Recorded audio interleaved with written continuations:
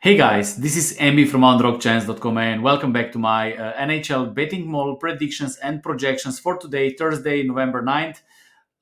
Yesterday, I didn't have any qualified bet, but Los Angeles Kings, they were almost qualified bet because I have this criteria of adjusted Kelly criterion of 1.5 was since from yesterday, but since yesterday I changed this, so I will be a little bit more tolerant, or if you like, I will be a little bit less selective because I was observing the results for last week or two, and most of these adjusted Kelly criterion one or bigger would be winning bet. So betting mall did well against these odds as well.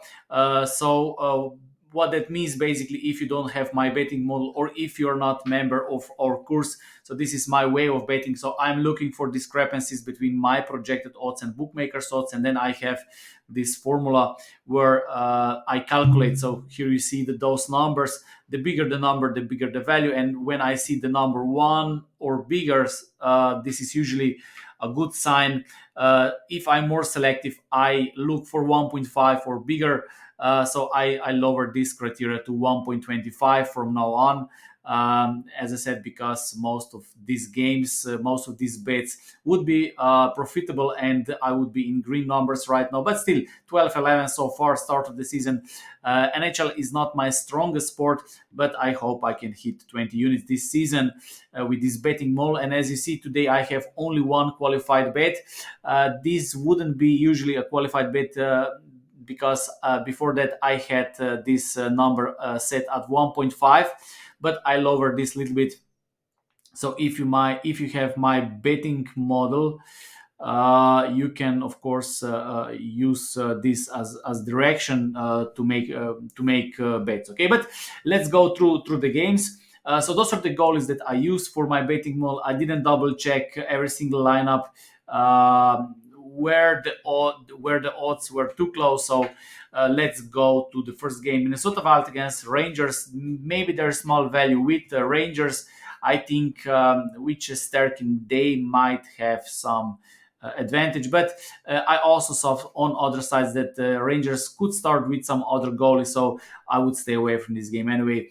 Canadians, Detroit, my projected odds and bookmakers odds are basically the same. Islanders, Boston. Based on my projections, Boston should be a little bit bigger favorite.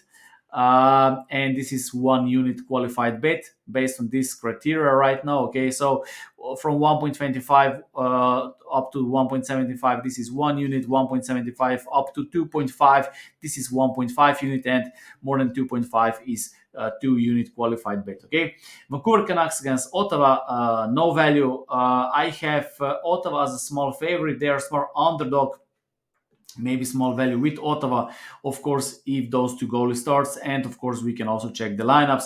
Chicago, Tampa Bay, I think there is no value. I think the odds are pretty fair. Dallas, Columbus, based on my projections, Columbus should be a little bit smaller underdog.